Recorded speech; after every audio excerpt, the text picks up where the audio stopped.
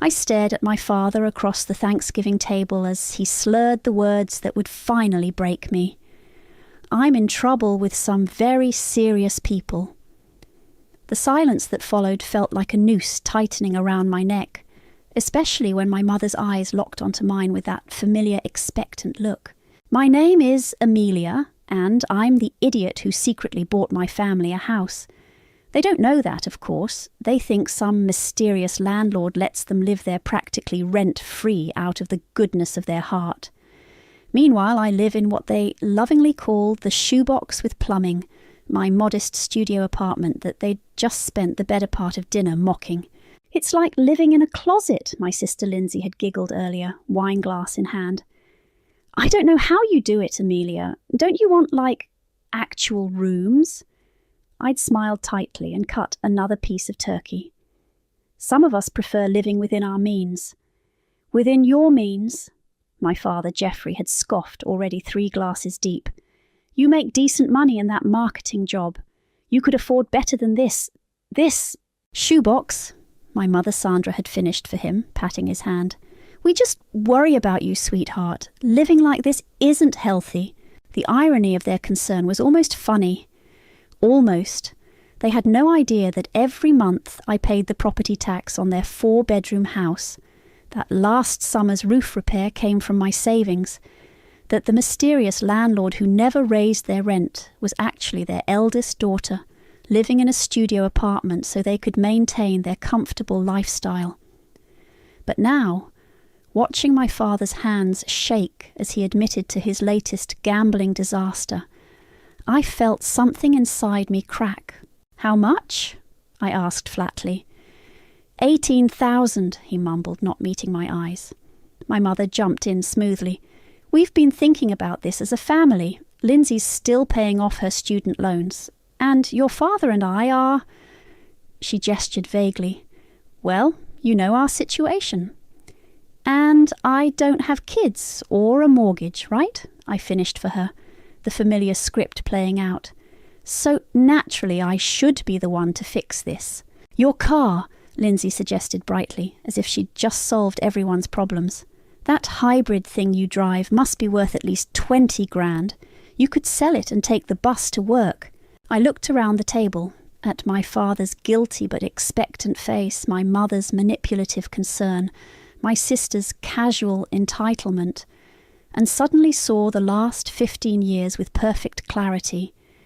The inheritance from my grandmother that I'd used to buy this house, thinking it would finally make them proud. The countless times I'd covered their emergencies while they criticised my lifestyle. The way they'd trained me to be their safety net while treating me like their family failure. No, I said quietly. What was that? My mother asked, her voice sharpening. I said no. I stood up, gathering my purse. I'm not selling my car to cover another gambling debt. I'm not doing this anymore. My father's face darkened. After everything we've done for you, everything you've done for me, I laughed, and the sound was ugly even to my own ears. That's rich, Dad, really rich. If you walk out that door, my mother warned, don't expect to be welcome back. I paused at the threshold of my shoebox apartment and looked back at them. Funny thing about doors, Mum, sometimes they close for good reasons. In my car, my precious debt-free car, I sat in the parking lot and let the tears come. Then I pulled out my phone and called the one person who'd been telling me for years to stand up to them. Parker, it's me. Remember how you said you'd help me if I ever wanted to explore my rights as a landlord? Wait, Parker's voice crackled through the speaker. You own the house they live in your name? I wiped my eyes and sat up straighter.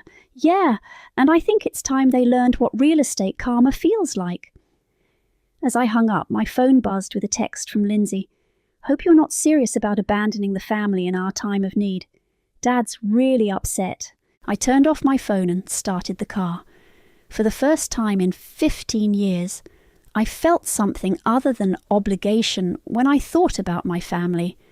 I felt rage, and maybe, just maybe, that rage would finally set me free.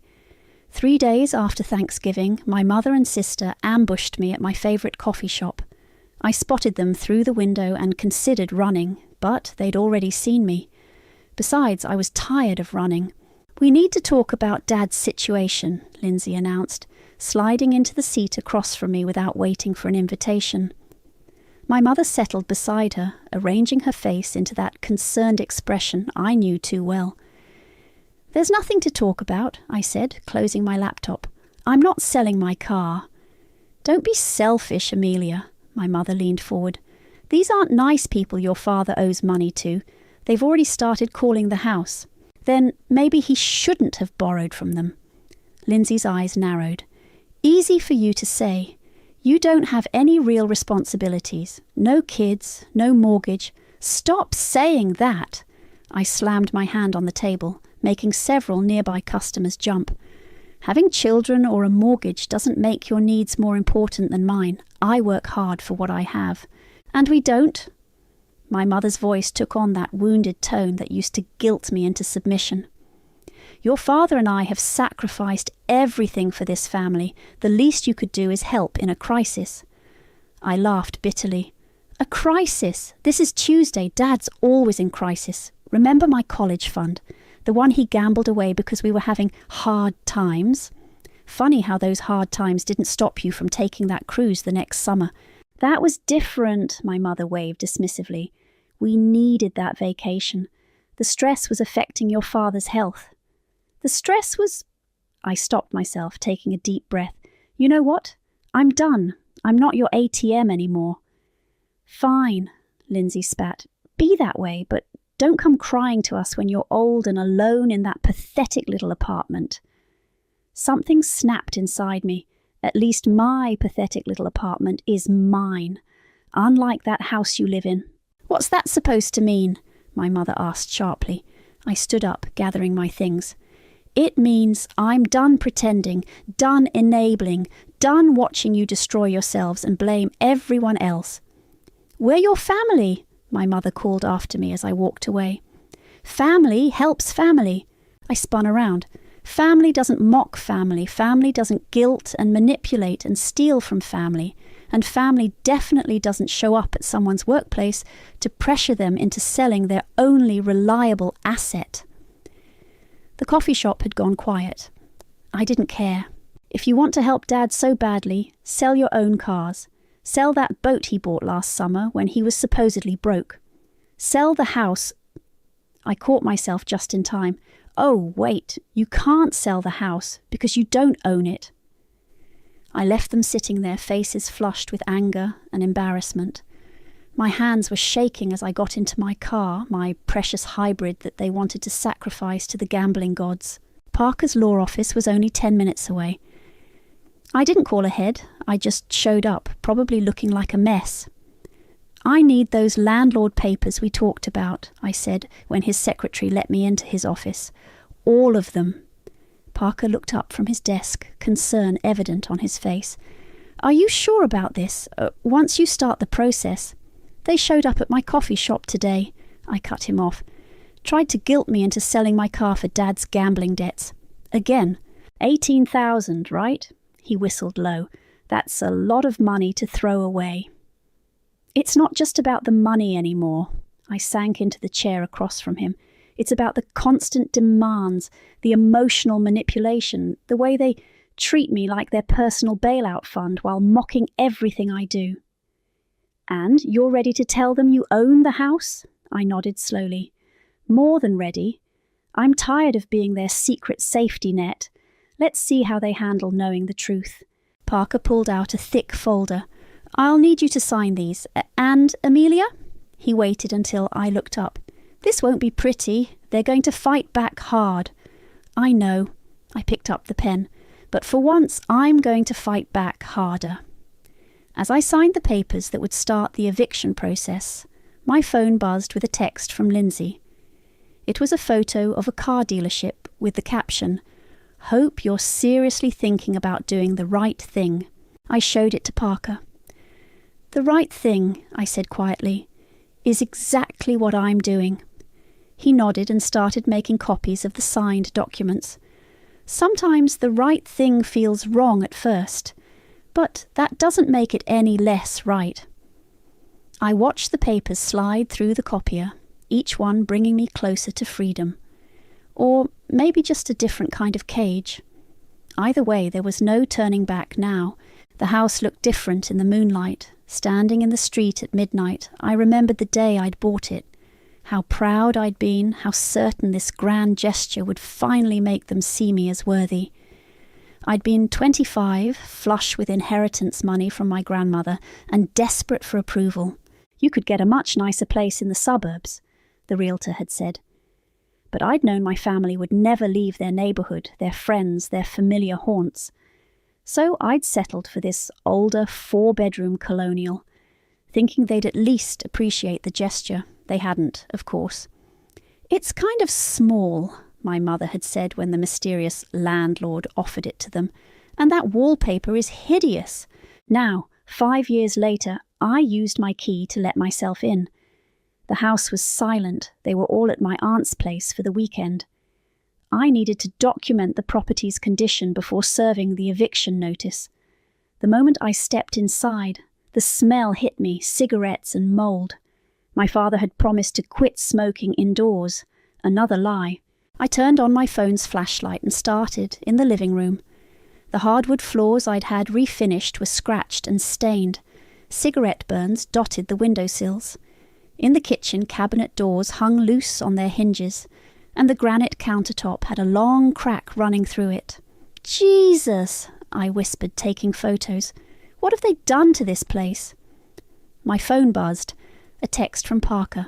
"Don't forget to document everything, every scratch, every stain. We'll need it." I moved upstairs, each step creaking under my weight. The bathroom was worse than I'd imagined. Black mould crept along the shower walls, and the toilet seemed to be leaking. I'd sent money for repairs last year when my mother complained about plumbing issues. Clearly those funds had gone elsewhere. In my old bedroom, now Lindsay's makeup studio, empty wine bottles littered the floor. The closet door was punched through, probably from one of my father's rages. I remembered those rages from childhood, how he'd put his fist through walls instead of people and call it self-control. My phone buzzed again. This time it was Lindsay. "Hope you're seriously thinking about doing the right thing." I took a deep breath and typed back, "I am, just not the way you think." Back downstairs, I found myself in front of the dining room wall where we used to mark our heights as kids. The marks were still there, hidden behind a cheap painting. I traced my final measurement, 17 years old, the summer before Dad gambled away my college fund. "You'll understand when you're older," my mother had said then. "Family comes first." A car door slammed outside. Headlights swept across the windows. They were home early. I ducked into the kitchen just as the front door opened. My father's voice carried through the house. "I'm telling you, Sandra, we'll figure something out. Amelia will come around. She always does." "She seemed different this time," my mother replied. "More resistant." "Then we'll try harder," Lindsay chimed in. "Make her feel guilty. You know how she gets about family loyalty." I pressed myself against the wall, heart pounding.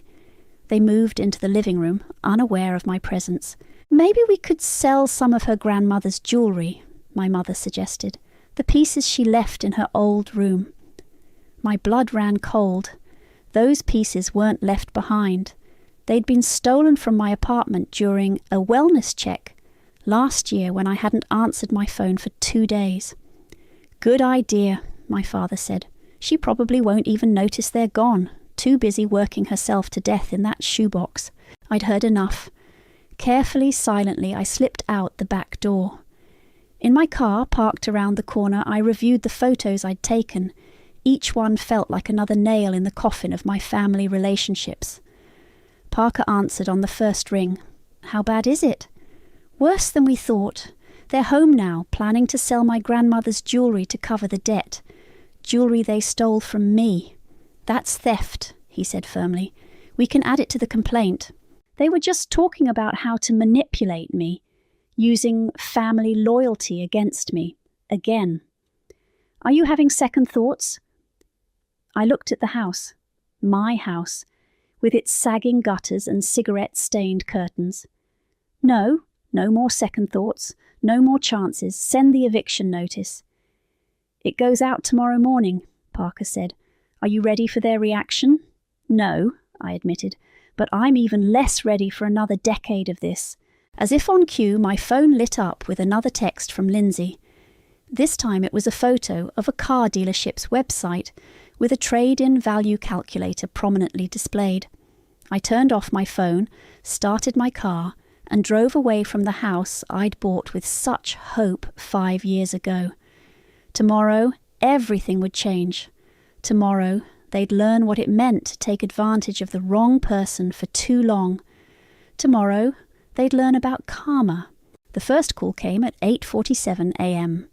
I watched my mother's name flash across my phone screen as I sat in Parker's office, waiting for confirmation that the eviction notice had been delivered. They should have received it by now, Parker said, checking his computer. Certified mail, signature required. My phone buzzed again. Lindsay this time, then my father, then my mother again. You don't have to answer, Parker reminded me. The text started rolling in. Mum, call me immediately. Lindsay. WTF is this? Is this some kind of joke? Dad. You ungrateful little... Then came the voicemails. I put the first one on speaker. Amelia, this is your mother. There's been some kind of mistake.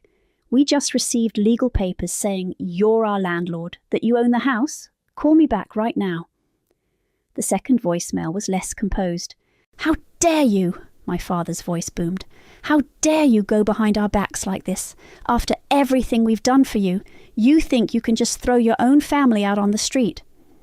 Notice how they're not denying they owe you money, Parker observed, taking notes, or addressing the property damage.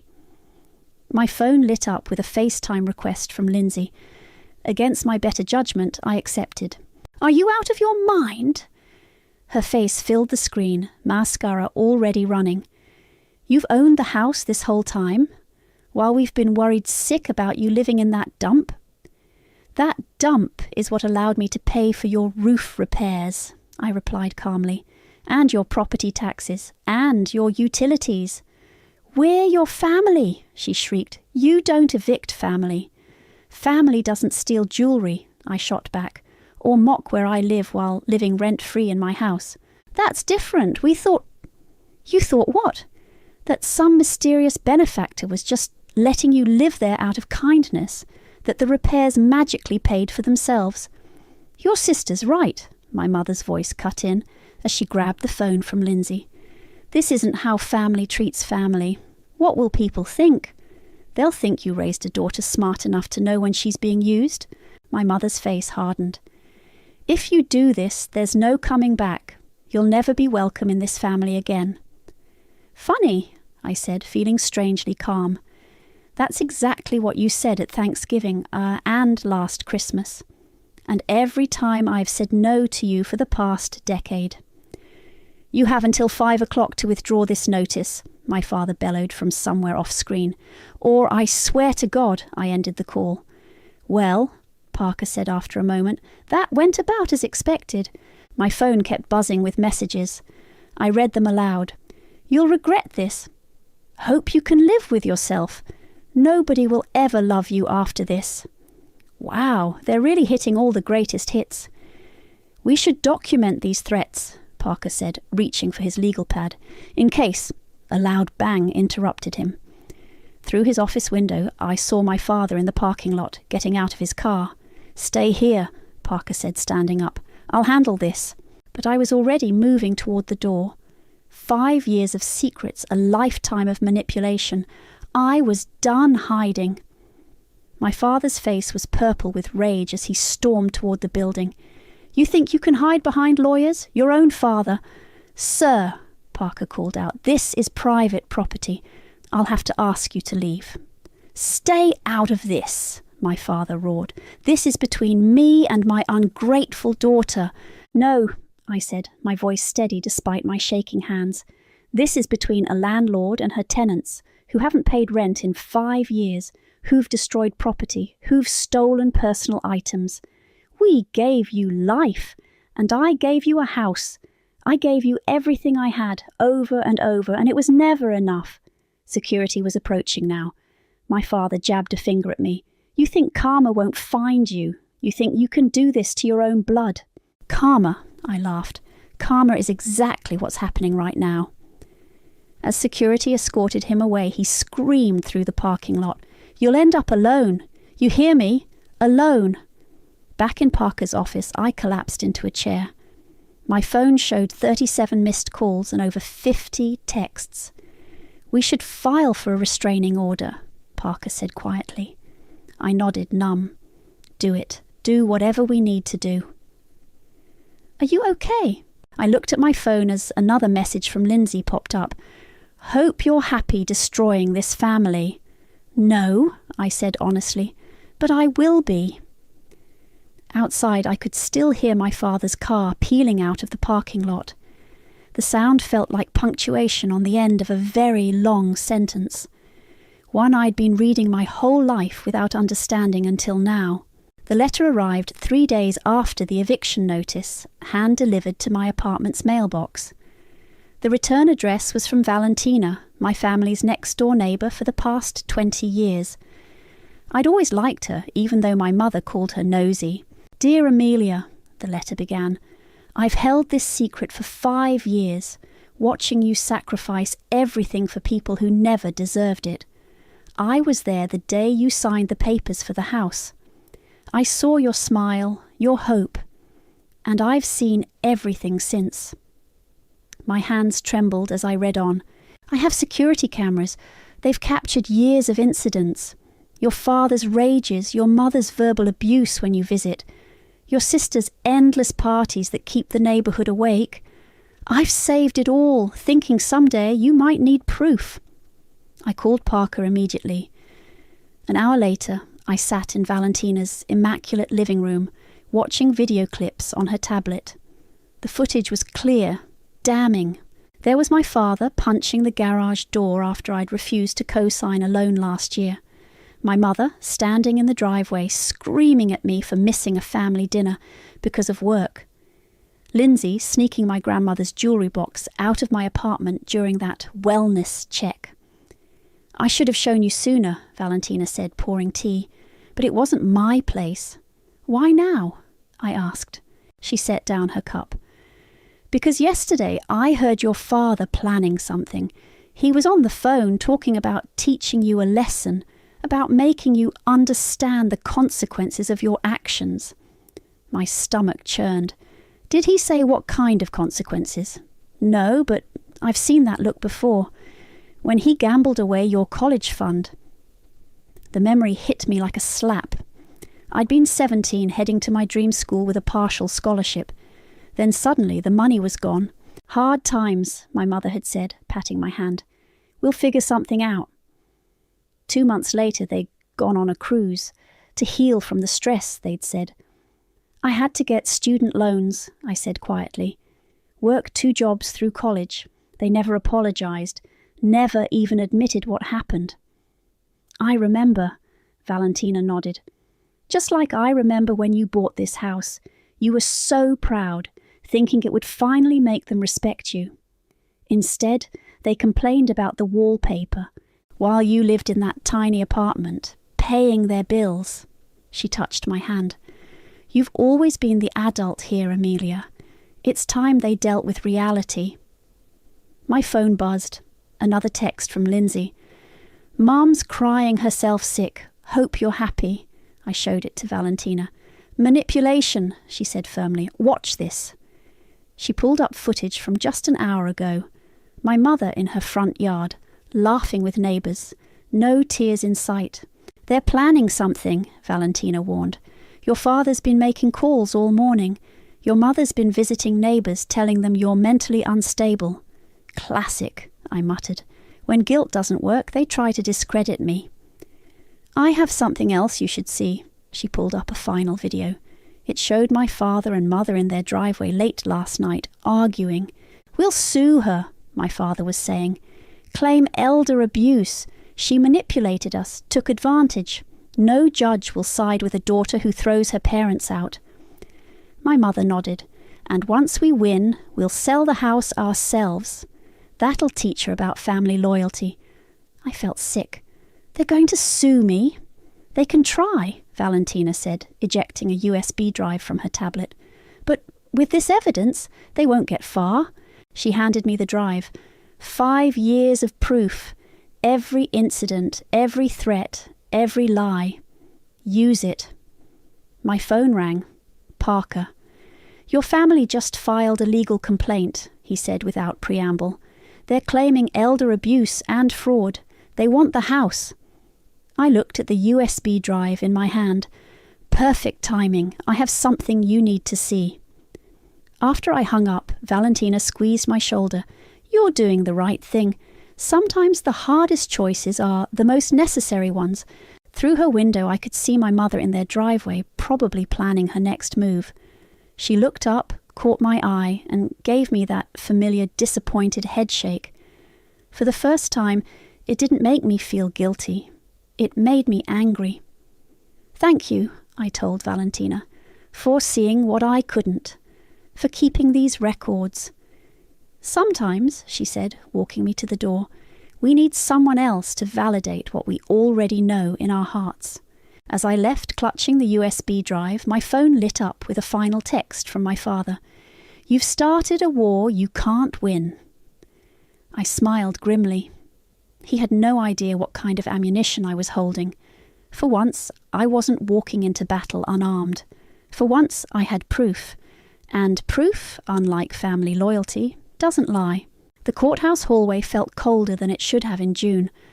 I sat on a hard wooden bench, watching my family huddle with their lawyer at the other end of the corridor.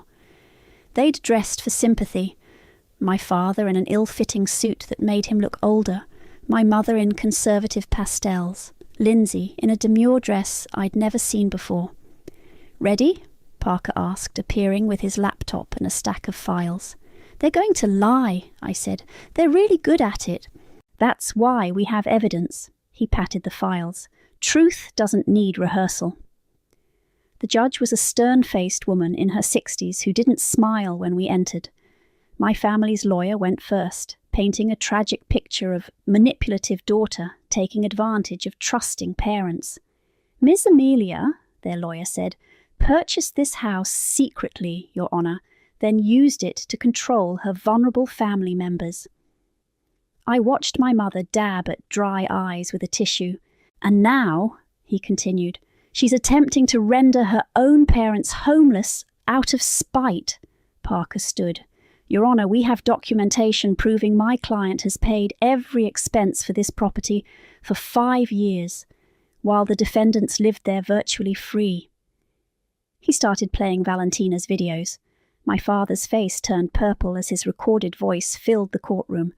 Once we win, we'll sell the house ourselves. Objection, their lawyer called. These recordings were made without consent. In public spaces, Parker countered, by a neighbour concerned about criminal activity. The judge let the videos continue. With each clip, my family's carefully constructed narrative crumbled. The facade of vulnerable parents gave way to scenes of manipulation and threats. Then came the financial records. Bank statements showing Miss Amelia paid $23,000 in property taxes, Parker listed. Roof repairs totaling $15,000, utility payments averaging $400 monthly. Meanwhile, the defendants... My mother interrupted, standing suddenly. We're her parents. Everything she has because of us. Mrs. Francis, the judge warned, please sit down. You don't understand, my mother continued, her voice rising. She owes us, after everything we've sacrificed. Like my college fund. I spoke up for the first time. The one Dad gambled away? The judge leaned forward. Is this true? It was a difficult time, my father muttered. Yet you took a cruise that summer, Parker said, producing more records. Charged to my client's first credit card, which you opened in her name when she was 18. Lindsay jumped up next. This isn't fair. She's twisting everything. She's always been jealous of me, always trying to make our parents look bad. Your Honour, Parker interrupted smoothly, we have evidence of Ms. Lindsay stealing valuable jewellery from my client during a fraudulent wellness check. The security footage played. Lindsay, clearly visible, pocketing my grandmother's jewellery box while my mother kept watch. That's not, I was just borrowing, Lindsay stammered. Enough, the judge cut in. She looked at my family with undisguised disgust. I've seen more than sufficient evidence of manipulation, theft, and attempted fraud. The eviction stands. You can't do this, my father shouted.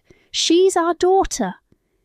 Being a parent doesn't grant you ownership of your child, the judge replied coldly. The defendants have 30 days to vacate the property or begin paying market rate rent immediately. Outside the courtroom, my mother grabbed my arm. You've destroyed this family, she hissed. I hope you're happy. I gently removed her hand. No, Mom, you destroyed this family, one manipulation at a time. Where are we supposed to go? Lindsay demanded, mascara running. Maybe sell that boat Dad bought last summer, I suggested. Or the jewellery you stole from me. I'm sure that'll cover a security deposit somewhere. My father stepped forward, his face dark with rage. This isn't over. Actually it is, Parker intervened. Any further harassment will result in additional legal action. I suggest you use your energy to find new housing instead. We watched them storm off. My mother already on her phone, probably calling relatives to spread her version of events. 30 days, I whispered. They might try to drag it out, Parker warned. Damage the property more. They can't hurt me anymore, I realised. Not really. My phone buzzed. A text from Valentina. Saw them leave the courthouse. How did it go? I typed back. We won. Thank you for everything. Justice doesn't always feel good, Parker said gently, but that doesn't make it wrong.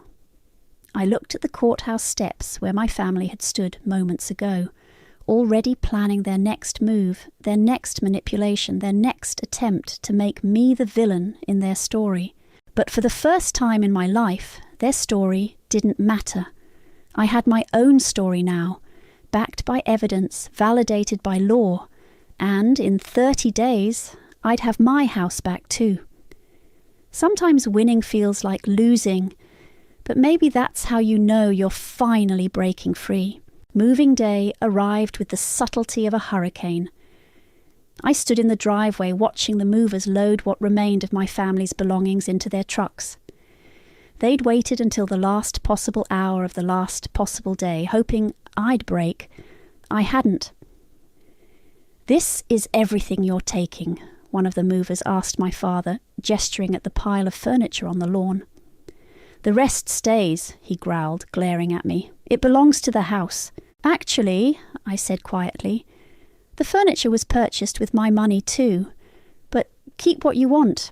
I'm having it all replaced anyway. My mother emerged from the house, clutching her purse like a shield. I suppose you're happy now, she said, her voice trembling, watching your family become homeless. You're not homeless, Mum.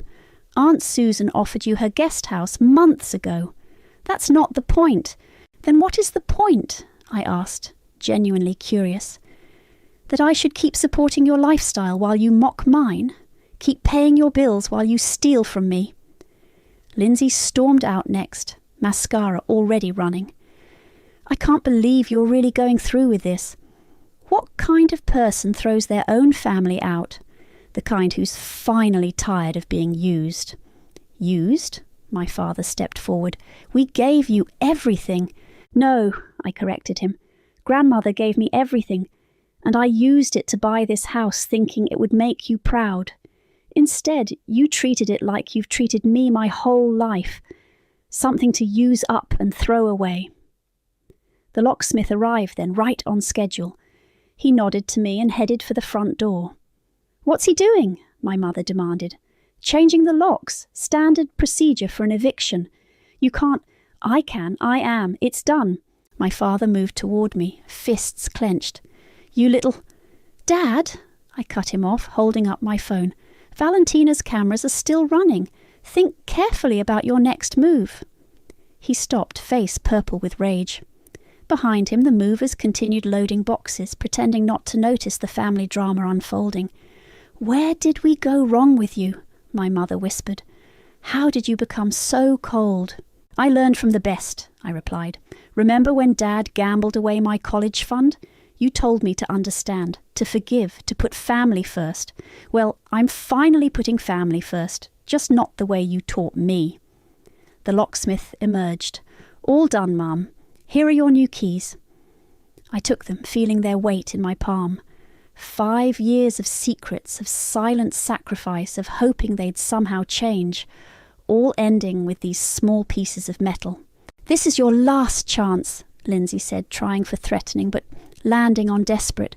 Once you leave, I can finally start healing." I turned to the movers. "How much longer?" 20 minutes, tops." My mother started crying then, real tears this time. Not the performative ones from court, but genuine sobs that shook her shoulders. For a moment, I felt that old, familiar pull, the need to comfort her, to fix everything. But I stayed where I was. "You'll end up alone," she choked out. "No one will ever love you after this." "That's better than being used by people who claim to love me." My father grabbed the last of their bags. "Come on," he muttered to my mother and sister. "She's made her choice." "No," I corrected him. "You made this choice. Every time you took advantage. Every time you mocked where I lived while living in my house. Every time you chose gambling over family. This isn't my choice. It's your consequence." They piled into their cars, my father in his, my mother and Lindsay in hers. The movers finished loading the truck.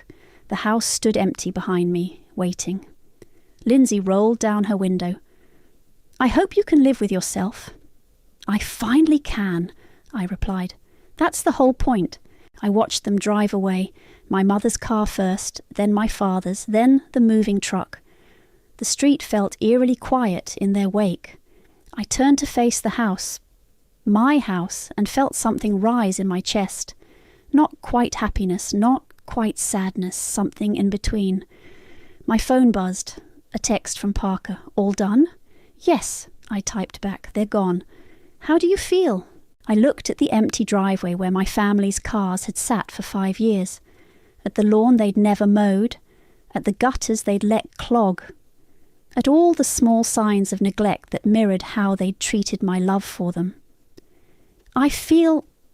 I paused, searching for the right word. Free. As I walked up to my front door with my new keys, I wasn't shaking from fear anymore.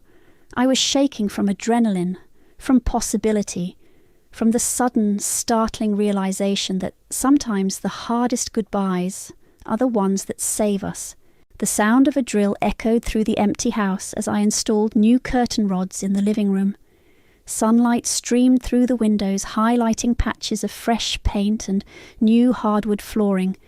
The house smelled different now, like lemon cleaner and possibility. A knock at the door made me pause. Through the window I saw Valentina holding a teapot. "Thought you might need a break," she called out. I let her in, and we settled on the floor since I hadn't bought furniture yet. She poured tea into paper cups while examining my renovation progress. "The place looks brighter already," she said. "Amazing what a little love can do." "And a lot of contractors," I added, gesturing to the fresh drywall where my father's fist holes used to be. "Have you heard from them?" I nodded. "Mom's been calling relatives, telling them I'm having a mental breakdown. Dad's apparently telling everyone I forged the deed. Lindsay just posts passive-aggressive quotes on social media about toxic people who pretend to be victims." "And how are you really?" I considered the question while sipping my tea. "Lighter, like I've set down something heavy I didn't even know I was carrying." My phone buzzed, another blocked number. I'd been getting lots of those lately. "Still not answering unknown calls?" "Parker says not to. We have the restraining order, but..." I shrugged. "Better safe than sorry." Valentina nodded toward the window. "They drove by again this morning, your mother and sister, just watching the house." I know, but they can't hurt me anymore. I stood up, walking to the wall where our height measurements used to be. See this? I'm painting over it today. New memories, new start. Speaking of new starts, Valentina pulled an envelope from her purse. I have something for you. Inside was a photo. Me at 17 standing in front of this very house the day my grandmother died. I was smiling, unaware that my college fund would disappear the next week. I found it while organising old albums, Valentina said. Look how hopeful you were. That hope wasn't wrong, Amelia. It was just aimed at the wrong people. My phone buzzed again. This time a text from Parker. Judge denied their appeal. It's really over. I showed Valentina the message. Good, she said firmly. Now you can focus on healing. Everyone keeps asking if I'm okay, I admitted, like they expect me to break down or regret everything. And do you regret it? I looked around the room, at the fresh paint covering years of cigarette stains, at the clean floors replacing their neglect, at the sunshine streaming through windows they'd always kept curtained. No, I said finally, I regret not doing it sooner. Valentina squeezed my hand. That's not regret, dear. That's wisdom. Another knock at the door made us both turn. Through the window I saw a delivery truck. Perfect timing, I said, getting up. My new couch is here. As the deliveryman brought in the furniture, I caught a glimpse of my mother's car driving slowly past. Our eyes met through the window. She raised her hand, not waving, more like reaching. For a moment I felt that old familiar pull. Then I turned away and helped the deliveryman position my new couch. My choice, my style, my life. Where do you want these throw pillows? One asked. Actually, I smiled, I think they'll look better in my apartment. Valentina raised an eyebrow. I'm keeping this house, I explained, but I'm not moving in. I'm going to rent it out to people who will actually appreciate it, who will pay their rent and respect the property.